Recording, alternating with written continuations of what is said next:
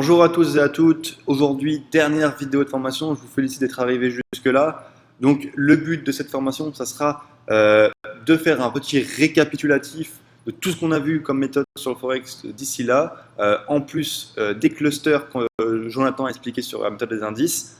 Donc maintenant, c'est la dernière vidéo de formation, mais après on va tout expliquer au travers des lives, ne vous inquiétez pas.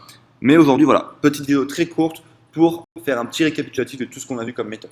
Alors, en tendance, si vous vous rappelez, on a les obliques de continuation de tendance où on prend position sur la troisième touchette de l'oblique. On met son stop loss 10 à 15 pips au-dessus de l'oblique et son TP sur les zones de prix qui vont suivre. Donc, ça dépend des unités de temps, mais toujours placer cette TP sur les unités de temps qui correspondent à la prise de décision du trade. Donc, par exemple, si l'oblique, c'est une oblique hebdomadaire, on va prendre le TP en fonction d'une zone hebdomadaire. Si c'est une oblique horaire, on prend un TP sur une zone de prix horaire. Ensuite, on a les retracements de Fibonacci, encore une fois, dans la tendance. Donc, on a trois retracements à placer, 38,2, 50% et 61,8. 61,8, c'est le chiffre le plus sécurisé, mais également le chiffre où la tendance sera la moins puissante.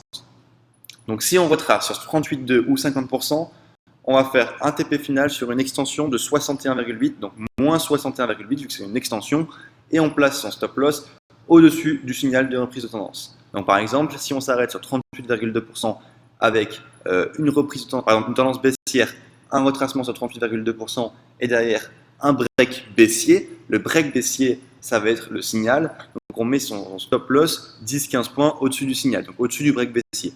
Par contre, si on retrace sur 61,8%, on va mettre son TP final sur l'extension 27,2, donc ça veut dire moins 27,2%, et son stop loss 10-15 points au-dessus des 78,6%.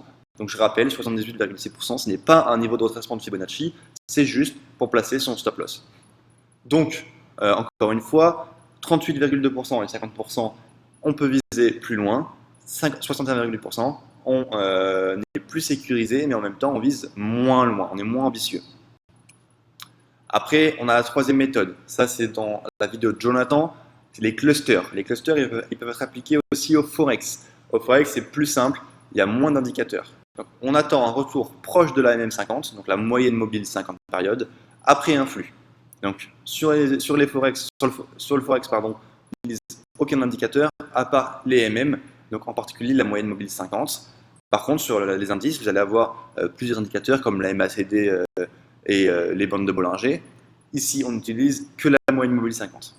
Donc, on peut utiliser les clusters en 5 minutes et en 15 minutes pour du scalp. On peut utiliser les clusters aussi en intraday, en horaire et en 4 heures, et en swing avec le daily, l'hebdomadaire et le mensuel. Donc, il faut toujours attendre un break dans le sens de la tendance précédente, proche de la moyenne mobile 50 périodes, avec un TP1 sur la moyenne mobile 20 et un TP2 sur la zone de prix. Attention, par contre, le TP1 sur la moyenne mobile 20, il va se faire que s'il y a un petit peu d'espace entre le break, donc le signal, et la moyenne mobile 20. Parce que parfois, la MM50 et la MM20, ils vont être proches. Et donc, s'ils sont proches, on ne peut pas mettre le TP à 10 points alors que le SL est à 30 points. Donc, soit vous ne prenez pas le trade, soit vous mettez le TP plus haut sur une zone de prix directement. Donc, du coup, si la MM20 est trop proche du point d'entrée, on a un TP1 et un TP2 sur zone de prix. Par contre, s'il y a un espace entre le signal proche de la MM50 du coup et la moyenne mobile 20, on mettra son TP1 sur une touchette de la moyenne mobile 20. Donc attention, pour les clusters, la méthode est sensiblement différente sur les indices avec ce qu'on disait, la MACD et les bandes de Bollinger. Maintenant, en retournement de tendance, on a vu également plusieurs méthodes. Donc la cassure d'oblique avec le croisement des moyennes mobiles. Donc, en cassure d'oblique, on a un TP1 sur le point intermédiaire de l'oblique, donc le point le plus important de point de contact de l'oblique. Donc des fois ça va être le deuxième point de contact, des fois le troisième, ça dépend un petit peu de la longueur de l'oblique, mais en tout cas on sélectionne le plus important, celui qui représente une plus grande zone de prix où les prix vont le plus hésiter avant de reprendre la tendance. Et le TP2, le TP final, ça va être le premier point de contact, donc le point de création de l'oblique. Et si jamais on pense qu'il peut y avoir plus d'ambition sur le trade, on peut mettre un TP3 avec 10% de la position restante sur une zone de prix beaucoup plus éloignée en swing, donc en long terme. On met sur une cassure d'oblique son SL sous la bougie qui a cassé l'oblique et idéalement sous une zone de prix. Donc le mieux, c'est d'attendre un retest de l'oblique, on l'avait expliqué, pour avoir un ratio risque-récompense plus important, optimal, et comme ça, si jamais l'oblique recasse, on est out, le scénario est invalidé et il n'y a aucun regret à avoir. Alors que si on prend position à la cassure de l'oblique directement sans attendre son retest, parfois on va rater le trade, parce que le prix ne va jamais retester l'oblique, mais parfois on va se faire stopper si on a mis le stop trop proche, parce que voilà, du coup il va y avoir un retest un peu plus lointain, et le stop va être déclenché à cause de ce retest. Donc soit on attend le retest de l'oblique, on a un stop vraiment serré et un ratio risque-récompense optimisé, soit on prend position à la cassure de l'oblique directement, mais du coup son stop il faut l'adapter pour ne pas être stoppé en cas de retest. D'accord ? Et ensuite on a une deuxième méthode, c'est le break majeur sur les grosses zones. Donc les grosses zones c'est hebdomadaire, mensuel, trimestriel, des fois daily, donc journalier. Mais attention, grosse zone, souvent c'est plus dans les unités de temps larges. Donc quand on a un break majeur, on met des TP sur les zones de prix et un SL sous les plus bas du break. Donc par exemple, si on a un break haussier hebdomadaire avec une mèche qui fait un plus bas, on met son stop loss sous les plus bas. Voilà. Donc comme ça, le scénario est invalidé si on vient retester les plus bas et faire un nouveau plus bas, parce que ça veut dire qu'on restera en théorie de dos. Donc ça veut dire que les plus bas seront de plus en plus bas. Et donc du coup, le scénario haussier de retournement de tendance est invalidé parce que les cours ont effectué un nouveau plus bas. Donc attention, quand on prend un break sur zone en contre-tendance, en toute logique, la MM50 dans certaines UT, donc unité de temps, sera située au-dessus ou en dessous des cours, ça dépend de la tendance. Il faudra donc viser en TP les zones de prix, mais il faut être vigilant au cluster.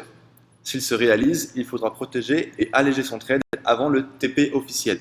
Donc le TP officiel, c'est les zones de prix. Je vais m'expliquer, c'est un petit peu compliqué. Et donc, on explique le break, donc la méthode du break sur grosse zone de prix avec les clusters. J'ai sélectionné une paire, donc l'AUD Yen, qui se passe en ce moment même. Donc, si on regarde en ce moment l'AUD Yen, qu'est-ce qu'on a?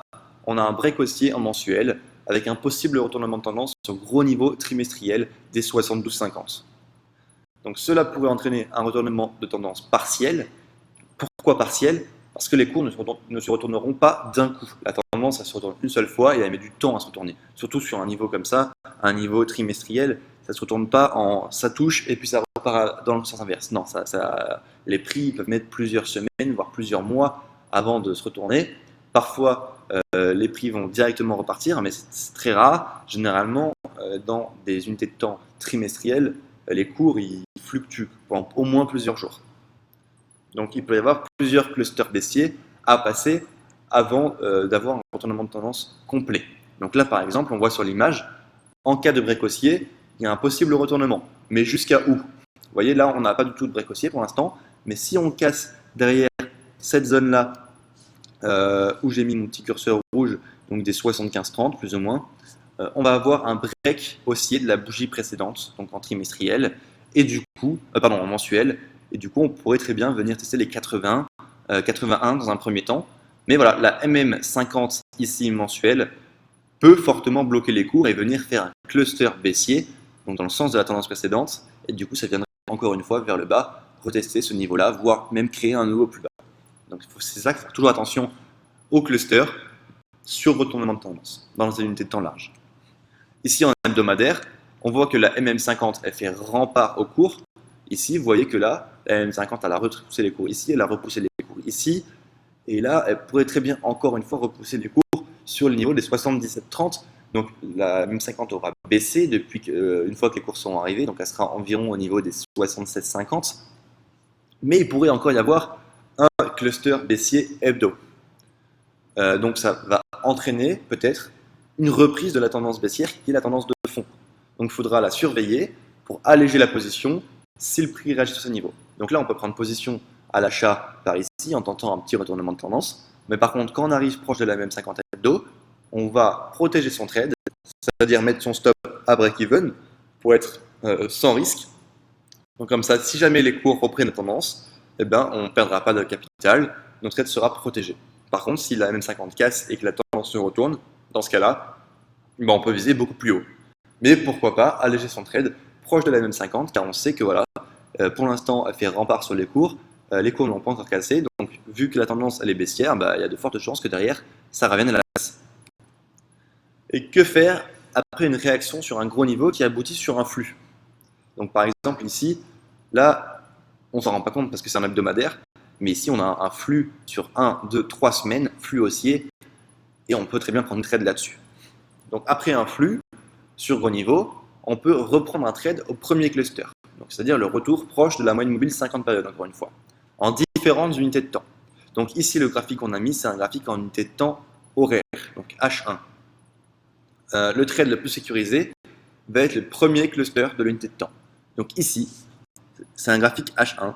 On voit que la moyenne mobile 50, elle est loin, elle est éloignée. Et d'un coup, les cours viennent retester ici la moyenne mobile 50. C'est pas tout le temps que ça va venir toucher la moyenne mobile 50. Des fois, ça va être juste au-dessus. Mais voilà, le mieux, c'est quand c'est vraiment proche de la moyenne mobile 50. Et là, on a un break haussier proche de la moyenne mobile 50, donc un cluster horaire. Cluster horaire qui est le premier depuis le retournement de tendance ici. Donc, c'est celui qui a le plus de chances de succès. Et on va dire qu'il a environ 80-90% de chances de succès. Et derrière, le TP, voilà. Ici, vous voyez l'exemple parfait, la moyenne mobile 20 périodes. Comme je vous disais tout à l'heure, elle est trop proche. Là, on est directement déjà sur la moyenne mobile 20 périodes. Donc, on ne peut pas mettre le TP1 sur la MM20. Donc, on va mettre le TP1 directement sur une zone de prix. Donc, la zone de prix, c'est la zone en bleu ici. Et on est venu faire le TP1. Et derrière, on a encore un cluster ici. Retour sur la moyenne mobile 50, réaction haussière. On a encore un cluster dans la même unité de temps, donc une unité de temps horaire.